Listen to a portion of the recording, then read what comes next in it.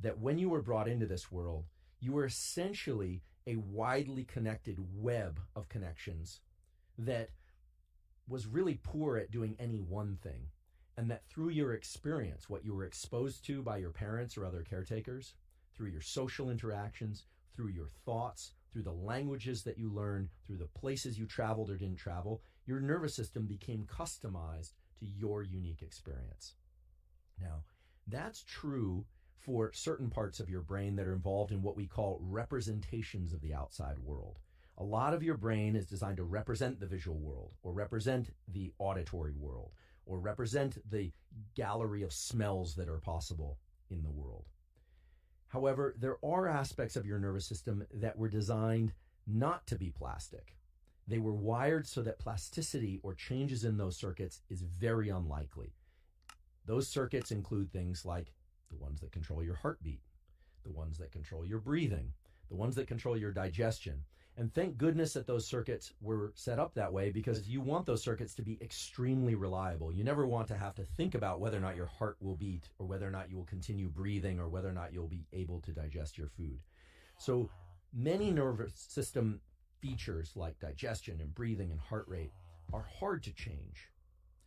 Other aspects of our nervous system are actually quite easy to change. And one of the great gifts of childhood, adolescence, and young adulthood is that we can learn through almost passive experience. We don't have to focus that hard in order to learn new things. In fact, children go from being able to speak no language whatsoever to being able to speak many, many words and comprise sentences, including words they've never heard before, which is remarkable. It means that the portions of the brain involved in speech and language are actually primed to learn and create new combinations. What this tells us is that the young brain is a plasticity machine. But then right about age 25, plus or minus a year or two, everything changes. After age 25 or so, in order to get changes in our nervous system, we have to engage in a completely different set of processes in order to get those changes to occur, and for them, more importantly, to stick around. And this is something that I think is vastly overlooked in the popular culture discussion about neuroplasticity. People always talk about fire together, wire together. Fire together, wire together is true. It is the statement of my colleague at Stanford, Carla Schatz, and it's an absolute truth about the way that the nervous system wires up early in development. But fire together, wire together doesn't apply in the same way after age 25. And so we have these little memes and these little quotes that, circulate on the internet, like fire together, wire together. Or there's a famous quote from the greatest neurobiologist of all time, Ramon Cajal. I think it goes something like, should somebody wish to change their nervous system, they could be the sculptor of their nervous system in any way they want, something like that. And that sounds great. I mean, who wouldn't want to change their nervous system any way they want? But what's lost in those statements is how to actually accomplish that. And we're going to cover that today. But please understand that early in development, your nervous system is connected very broadly in ways that make it very hard to do anything well. From birth until about age 25, those connections get refined, mainly through the removal of connections that don't serve us, and the incredible strengthening of connections that relate to either powerful experiences or that allow us to do things like walk and talk and do math, etc. And then after age 25, if we want to change those connections, those superhighways of connectivity, we have to engage in some very specific processes. And those processes, as we'll soon learn, are gated, meaning you can't just decide to change your brain. You actually have to go through a series of steps to change your internal state in ways that will allow you to change your brain. I just want to acknowledge that Costello is snoring particularly loud today. Some of you seem very keen at picking up on his snoring. Others of you can't hear his snoring. It's very low rumbling sound. And whether or not you can or you can't probably relates to the sensitivity of your hearing. We're actually going to talk about perfect pitch today and range of auditory detection. And so if you can hear Costello's snoring, enjoy. If you can't, enjoy. I want to talk about how the nervous system changes. What are these changes? Many of us have been captivated by the stories in the popular press about the addition of new neurons. This idea, if you go running or you exercise, your brain actually makes new neurons. Well, I'm going to give you the bad news first, which is that after puberty, so after about age 14 or 15, the human brain and nervous system adds very few, if any, new neurons. The idea that new neurons could be added to the brain is one that has a rich history in experimental science. It's clear that in rodents and in some non-human primates, new neurons, a process called neurogenesis, can occur in areas of the brain such as the olfactory bulb, which is of course involved in smell, as well as a region of our hippocampus, a center of the brain involved in memory, called the dentate gyrus of the hippocampus. And there is strong evidence that new neurons can be added to those structures throughout the lifespan. In humans, the evidence is a little bit more controversial. It's clear that we can add new neurons to our olfactory bulb. In fact, if any of you have ever had the unfortunate experience of being hit on the head too hard, the wires called axons from those olfactory neurons that live in your nose can get sheared off because they have to pass through a bony plate called the cribriform plate. And the cribriform plate can shear those axons, and people can become what's called anosmic. They won't be able to smell. But over time, those neurons, unlike most all central nervous system neurons, can grow those connections back and even reestablish new neurons added to the olfactory bulb. They come from elsewhere deep in the brain, and they migrate through a pathway called the rostral migratory stream. You can Google these words and look up some of the descriptions of this if you'd like to learn more. So indeed, there's some evidence that the neurons responsible for smell can be replaced throughout the lifespan, certainly in very young individuals from birth till about age 15 or so. Whether or not there are new neurons added to the hippocampus, the memory center of the human brain, isn't clear. Many years ago, Rusty Gage's lab at the Salk Institute did a really important study looking at terminally ill cancer patients and injecting them with a label, a dye that is incorporated only into new neurons. And after these patients died, their brains were harvested, brains were looked at, and there were new neurons there. There was evidence for new neurons. Those results, I think, stand over time, but what was not really discussed in the popular press discussion around those papers was that it was very few cells that were being added. And a number of papers have come along over the years, mainly from labs at UCSF, although from others as well, showing that if there are new neurons added to the adult brain, it's an infinitesimally small number of new neurons. So that's the depressing part. We don't get new neurons. After we're born, we pretty much have the neurons that we're going to use our entire life. And yes, as we get older and we start to lose certain functions in our brain, we lose neurons. But all is not lost, so to speak, because there are other ways in which neural circuits can create new connections and add new functions, including new memory, new abilities, and new cognitive functions.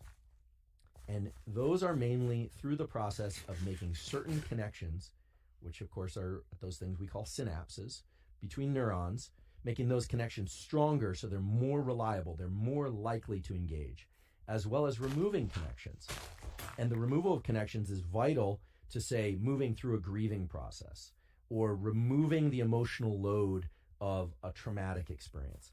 So even though we can't add new neurons throughout our lifespan, at least not in very great numbers, it's clear that we can change our nervous system, that the nervous system is available for change, that if we create the right set of circumstances in our brain, chemical circumstances, and if we create the right environmental circumstances around us, our nervous system will shift into a mode in which change isn't just possible, but it's probable.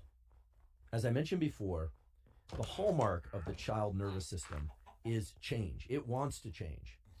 The whole thing, everything from the chemicals that are sloshing around in there to the fact that there's a lot of space between the neurons. A lot of people don't know this, but early in development, there's a lot of space between the neurons, and so the neurons can literally move around and sample different connections very easily, removing some and keeping others. As we get older, the so-called extracellular space is actually filled up by things called extracellular matrix and glial cells. Glia means glue. Those cells are involved in a bunch of different processes, but they start to fill in all the space, kind of like pouring concrete between rocks. And when that happens, it becomes much harder to change the connections that are there. One of the ways in which we can all get plasticity at any stage throughout the lifespan is through deficits and impairments in what we call our sensory apparatus, our eyes, our ears, our nose, our mouth. And there are some very dramatic and somewhat tragic examples of people, for instance, who have genetic mutations where they are born without a nose and without any olfactory structures in their brain, so they cannot smell. In that case, areas of the brain that normally would represent smell become overtaken by areas of the brain involved in other things like touch and hearing and sight. In individuals that are blind from birth, the so-called occipital cortex, the visual cortex in the back, becomes overtaken by hearing. The neurons there will start to respond to sounds as well as braille touch. And actually, there's one particularly tragic incident where a woman who was blind since birth, and because of neuroimaging studies, we knew her visual cortex was no longer visual. It was responsible for braille reading and for hearing. She had a stroke that actually took out most of the function of her visual cortex. So then she was blind. She couldn't braille read or hear. She did recover some aspect of function. Now, most people, they don't end up in that highly unfortunate situation. And what we know is that, for instance, blind people who use their visual cortex for braille reading and for hearing have much better auditory acuity and touch acuity, meaning they can sense things with their fingers and they can sense things with their hearing that typical sighted folks wouldn't be able to. In fact, you will find a much greater incidence of perfect pitch in people that are blind.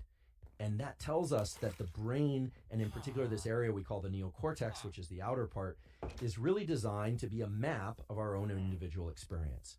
So these, what I call experiments of impairment or loss, where somebody is blind from birth or deaf from birth, or maybe has a limb development impairment where they have a stump instead of an entire limb with a functioning hand, their brain will represent the body plan that they have, not some other body plan. But the beauty of the situation is that the real estate up in the skull, that neocortex, the essence of it is to be a customized map of experience. Now, it is true, however, that if, let's say, I were to be blind when I'm 50, I'm 45 right now, I've always been sighted. If I was blind at 50, I'll probably have less opportunity to use my formerly visual cortex for things like braille reading and hearing, because my brain has changed. It's just not the same brain I had when I was a baby. So there's actually a principle of biology. Not many people know this. It's actually a principle of neurology, which is called the Kennard principle, which says if you're going to have a brain injury, you want to have it early in life. Now, of course, better to not have a brain injury at all, but if you're going to have it, you want to have it early in life. And this is based on a tremendous number of experiments examining the amount of recovery and the rate of recovery in humans that had lesions to their brain either early in life or later in life. So the Kennard principle says better to have injuries early in life. Now, that's reassuring for the young folks. It's not so reassuring for the older folks. But there are aspects of neuroplasticity that have nothing to do with impairments. I mean, earlier I said we're all walking around with this map, this representation of the world around us, so we can see edges, we can see colors, except for folks that are colorblind, of course. And we also have a map of emotional experience. We have a map of whether or not certain people are trustworthy, certain people aren't trustworthy. A few years ago, I was at a course, and a woman came up to me and she said, you know, I wasn't teaching the course, I was in the course. And she said, I just have to tell you that every time you speak, it really stresses me out. And I said, well, I've heard that before, but do you want to be more specific? And she said, yeah, your tone of voice reminds me of somebody that I had a really terrible experience with. I said, well, okay, well, I can't change my voice, but I really appreciate that you acknowledge that, and it also will help explain why you seem to cringe every time I speak, which I hadn't noticed until then, but after that I did notice. She had a very immediate and kind of visceral response to my speech. Perhaps some of you are having that right now. But in any event, over the period of this 2-week course, she would come back every once in a while and say, you know what, I think just by telling you that your voice was really difficult for me to listen to, it's actually becoming more tolerable to me. And by the end, we actually became pretty good friends, and we're still in touch. And so what this says is that the recognition of something, whether or not that's an emotional thing or a desire to learn something else, is actually the first step in neuroplasticity. And that's because our nervous system has 2 broad sets of functions. Some of those functions are reflexive. Things like our breathing, our heart rate, are obvious ones. But other aspects are reflexive, like our ability to walk. If I get up out of this chair and walk out of the door, I don't think about each step that I'm taking, and that's because I learned how to walk during development. But when we decide that we're going to shift some sort of behavior or some reaction or some new piece of information that we want to learn, something that we want to bring into our consciousness, that awareness is a remarkable thing because it cues the brain and the rest of the nervous system that when we engage in those reflexive actions going forward, that those reflexive actions are no longer fated to be reflexive. Now, if this sounds a little bit abstract, we're going to talk about protocols for how to do this. But the first step in neuroplasticity is recognizing that you want to change something. And you should immediately say, well, kids don't go into school and say, oh, I want to learn language or I want to learn social interactions. And that's the beauty of childhood. The whole brain has this switch flip that is making change possible. But after that, we have to be deliberate. We have to know what it is exactly that we want to change. Or if we don't know exactly what it is that we want to change, we at least have to know that we want to change something about some specific experience. In this case, I believe that she came and told me that my voice was really awful for her to listen to, not to make me feel bad or for any other reason, except that she wanted it to not be the case. And she knew I wasn't going to stop talking. So she decided to call it to her consciousness and mine as well. So that's important. If you want to learn something or you want to change your nervous system in any way, whether or not it's because of some impairment or because of something that you want to acquire, a cognitive skill, a motor skill, an emotional skill, the first thing is recognizing what that thing is. And that often can be the hardest thing to identify. But the brain has these self-recognition mechanisms, and those self-recognition mechanisms are not vague, spiritual or mystical or even psychological concepts. They are neurochemicals. We're going to talk next about the neurochemicals that stamp down particular behaviors and thoughts and emotional patterns and tell the rest of the nervous system, this is something to pay attention to, because this is in the direction of the change that I want to make. So I'll repeat that. There are specific chemicals that when we are consciously aware of a change we want to make, or even just that we want to make some change, chemicals are released in the brain that allow us the opportunity to make those changes. Now, there are specific protocols that science tells us we have to follow if we want those changes to occur.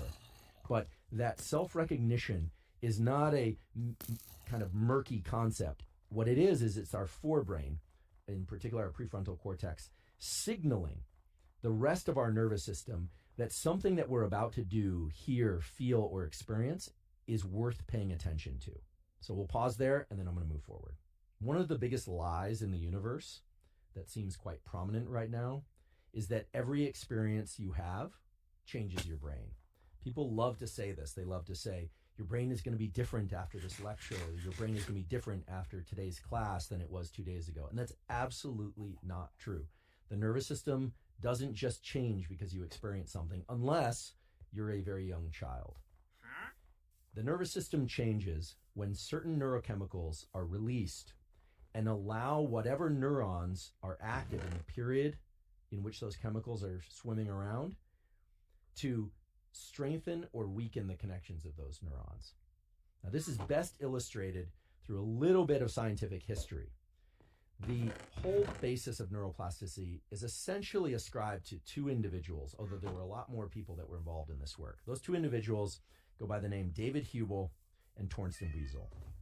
David Hubel and Torsten Wiesel started off at Johns Hopkins, moved to Harvard Medical School, and in the 70s and 80s, they did a series of experiments recording electrical activity in the brain. They were in the visual cortex, meaning they put the electrodes in the visual cortex, and they were exploring how vision works and how the visual brain organizes all the features of the visual world to give us these incredible things we call visual perceptions. But Hubel was a physician, and he was very interested in what happens when, for instance, a child comes into the world and they have a cataract. The lens of their eye isn't clear, but it's opaque. Or when a kid has a lazy eye, or the eyes have what's called strabismus, which is when the eyes either deviate outward or inward. These are very common things of childhood, especially in particular areas of the world. And what David and Torsten did is they figured out that there was a critical period in which clear vision did not occur, the visual brain would completely rewire itself basically to represent whatever bit of visual information was coming in. So they did these experiments to kind of simulate a droopy eye or a deviating eye, where they would close one eyelid, and then what they found is that the visual brain would respond entirely to the open eye. There was sort of a takeover of the visual brain representing the open eye. Many experiments in many different sensory systems followed up on this. There are beautiful experiments, for instance, from Greg Reckenzone's lab up at UC Davis and Mike Merzenich's labs at UCSF, showing that, for instance, if two fingers were taped together early in development, so they weren't moving independently, the representation of those two fingers would become fused in the brain so that the person couldn't actually distinguish the movements and the sensations of the two fingers separately. Pretty remarkable. All of this is to say that David and Torsten's work, for which they won a Nobel Prize, they shared it with Roger Sperry, their work showed that the brain is in fact a customized map of the outside world. We said that already. But that what it's doing is it's measuring the amount of activity for a given part of our body, one eye or the other, or our fingers, this finger or that finger, and all of those inputs are competing for space in the brain. Now, this is fundamentally important because what it means is that if we are to change our nervous system in adulthood, we need to think about not just what we're trying to get, but what we're trying to give up. We can't actually add new connections without removing something else. And that might seem like kind of a stinger, but it actually turns out to be a great advantage. One of the key experiments that David and Torsten did was an experiment where they closed both eyes, where they essentially removed all visual input early in development. Now, this is slightly different than blindness because it was transient, it was only for a short period of time. But what they found is when they did that, there was no change. However, if they closed just one eye, there was a huge change. So when people tell you, oh, at the end of today's lecture or at the end of something, your brain is going to be completely different, that's simply not true. If you're older than 25, your brain will not change unless there's a selective shift in your attention or a selective shift in your experience that tells the brain it's time to change. And those changes occur through the ways I talked about before, strengthening and weakening of particular connections. They have names like long-term potentiation, long-term depression, which has nothing to do with emotional depression, by the way, spike timing dependent plasticity. I throw out those names not to confuse you, but for those of you that would like more in-depth exploration of those, please, you can go Google those and look them up. They're great Wikipedia pages for them, and you can go down the paper trail. I might even touch on them in some subsequent episodes. But the important thing to understand is that if we want something to change, we really need to bring an immense amount of attention to whatever it is that we want to change. This is very much linked to the statement I made earlier about it all starts with an awareness. Now, why is that attention important? Well, David and Torsten won their Nobel Prize, and they certainly deserved it. They probably deserve two because they also figured out how vision works. And I might be biased because they're my scientific great-grandparents, but I think everybody in the field of neuroscience agrees that Hubel and Wiesel, as they're called, H&W for those in the game, absolutely deserved a Nobel Prize for their work because they really unveiled the mechanisms of brain change, of plasticity. David passed away a few years ago. Torsten's still alive. He's in his late 90s. He's still at the Rockefeller University. He's sharp as a tack. He still jogs several miles a day. He's really into art and a number of other things. He's also a super nice guy. Hubel was a really nice guy as well. Also, he was a great Frisbee player, I discovered, because he beat me in a game of Ultimate when he was like 80, which still has me a little bit irked. But anyway, Hubel and Wiesel did an amazing thing for science that will forever change the way that we think about the brain. However, they were quite wrong about this critical period thing. The critical period was this idea that if you were to deprive the nervous system of an input, say closing one eye early in development, and the rest of the visual cortex is taken over by the representation of the open eye, that you could never change that unless you intervened early. And this actually formed the basis for why a kid that has a lazy eye or a cataract, why, even though there's some issues with anesthesia in young children, why now we know that you want to get in there early and fix the cataract or fix the strabismus. That's what ophthalmologists do. However, their idea that you had to do it early or else there was no opportunity to rescue the nervous system deficit later on turned out wasn't entirely true. In the early 90s, a graduate student by the name of Greg Reckenzone was in the laboratory of a guy named Mike Merzenich at UCSF. And they set out to test this idea that if one wants to change their brain, they need to do it early in life because the adult brain simply isn't plastic. It's not available for these changes. And they did a series of absolutely beautiful experiments. By now, I think we can say proving that the adult brain can change provided certain conditions are met. Now, the experiments they did are tough. They were tough on the experimenter and they were tough on the subject. I'll just describe one. Let's say you were a subject in one of their experiments. You would come into the lab and you'd sit down at a table and they would record from or image your brain and look at the representation of your fingers, the digits as we call them. And there would be a spinning drum, literally a stone drum in front of you, or metal drum that had little bumps. Some of the bumps were spaced close together, some of them were spaced far apart. And they would do these experiments where they would expect their subjects to press a lever whenever, for instance, the bumps got closer together or further apart. And these were very subtle differences. So in order to do this, you really have to pay attention to the distance between the bumps. And these were not Braille readers or anyone skilled in doing these kinds of experiments. What they found was that as people paid more and more attention to the distance between these bumps, and they would signal when there was a change by pressing a lever, as they did that, there was very rapid changes, plasticity in the representation of the fingers. And it could go in either direction. You could get people very good at detecting the distance between bumps, that the distance was getting smaller or the distance was getting greater. So people could get very good at these tasks that are kind of hard to imagine how they would translate to the real world for a non-Braille reader. But what it told us is that these maps of touch were very much available for plasticity, and these were fully adult subjects. They're not taking any specific drugs. They don't have any impairments that we're aware of. And what it proved is that the adult brain is very plastic. And they did some beautiful control experiments that are important for everyone to understand, which is that sometimes they would bring people in and they would have them touch these bumps on this spinning drum, but they would have the person pay attention to an auditory cue. Every time a tone would go off or there was a shift in the pitch of that tone, they would have to signal that. So the subject thought they were doing something related to touch and hearing, and all that showed was that it wasn't just the mere action of touching these bumps. They had to pay attention to the bumps themselves. If they were placing their attention on the auditory cue, on the tone, well, then there was plasticity in the auditory portion of the brain, but not in the touch portion of the brain. And this really spits in the face of this thing that you hear so often, which is every experience that you have is going to change the way your brain works. Absolutely not.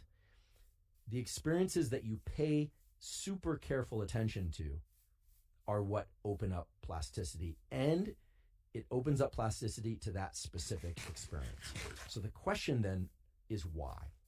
And Merzenich and his graduate students and postdocs went on to address this question of why, and it turns out the answer is a very straightforward neurochemical answer.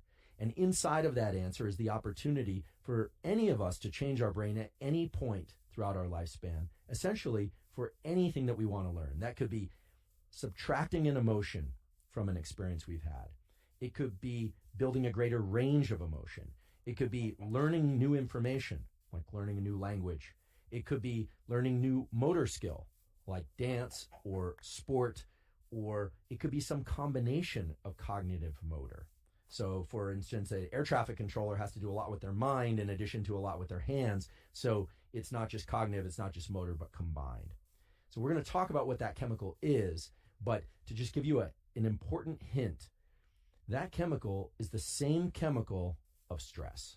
This is not a discussion about stress per se. In a future podcast episode, we'll talk all about stress and tools to deal with stress. It's something my lab works on quite extensively, and it's a topic that I enjoy discussing. But this is a topic about brain change, and what I just told you is that in order to change the brain, you have to pay careful attention, and the immediate question should be, well, why? Well, the answer is that when we pay careful attention, there are two neurochemicals, neuromodulators as they're called, that are released from multiple sites in our brain that highlight the neural circuits that stand a chance of changing. Now, it's not necessarily the case that they're going to change, but it's the first gate that has to open in order for change to occur. And the first neurochemical is epinephrine, also adrenaline. We call it adrenaline when it's released from the adrenal glands above our kidneys. That's in the body. We call it epinephrine in the brain, but they are chemically identical substances. Epinephrine is released from a region in the brainstem called locus coeruleus. Fancy name, you don't need to know it unless you want to. Locus coeruleus sends out these little wires we call axons, such that it hoses the entire brain, essentially, in this neurochemical, epinephrine. Now, it's not always hosing the brain with epinephrine. It's only when we are in high states of alertness that this epinephrine is released. But the way this circuit is designed, it's very non-specific. It's essentially waking up the entire brain. And that's because the way that epinephrine works by binding particular receptors is to increase the likelihood that neurons will be active. So no alertness, no neuroplasticity. However, alertness alone is not sufficient. As we would say, it's necessary but not sufficient for neuroplasticity.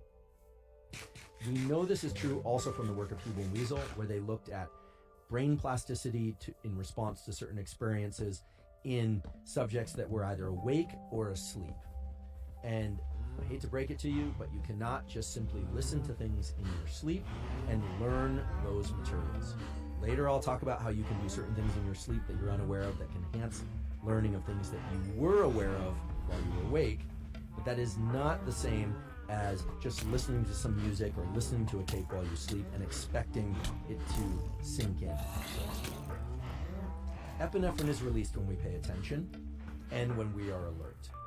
But the most important thing for getting plasticity is that there be epinephrine, which equates to alertness, plus the release of this neuromodulator, acetylcholine. Now, acetylcholine is released from two sites in the brain. One is also in the brainstem, and it's named different things in different animals, but in humans, the most rich site of acetylcholine neurons, or neurons that make acetylcholine, is the parabigeminal nucleus, or the parabrachial region. There are a number of different names of these aggregates of neurons. You don't need to know the names. All you need to know is that you have an area in your brainstem, and that area sends wires, these axons, up into the area of the brain that filters sensory input. So we have this area of the brain called the thalamus, and it is getting bombarded with all sorts of sensory input all the time.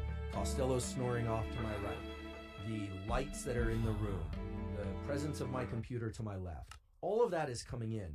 But when I pay attention to something, like if I really hone in on Costello's snoring, I create a cone of attention. And what that cone of attention reflects is that acetylcholine is now amplifying the signal of sounds that Costello is making with his snoring, and essentially making that signal greater than all the signal around it. What we call signal to noise goes up.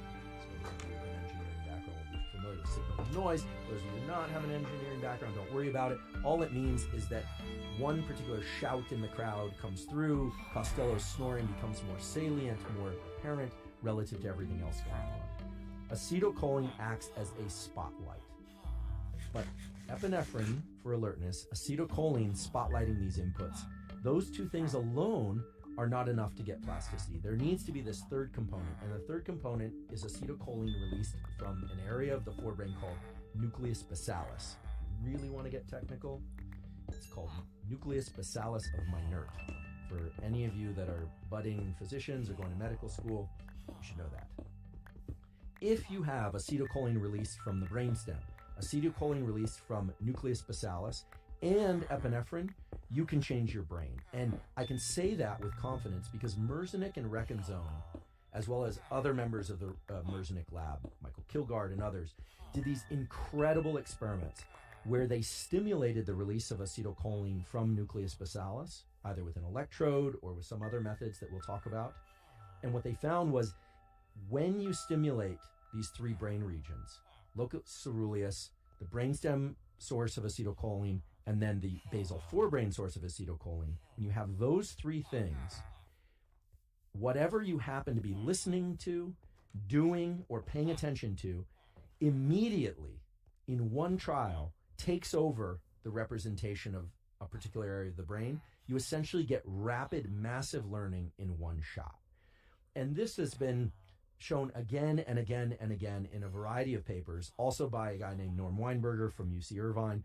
And it is now considered a fundamental principle of how the nervous system works. So while Hubel and Wiesel talked about critical periods and developmental plasticity, it's very clear from the work of Merzenich and Weinberg and others that if you get these three things, if you can access these three things of epinephrine, acetylcholine from these two sources, not only will the nervous system change, it has to change.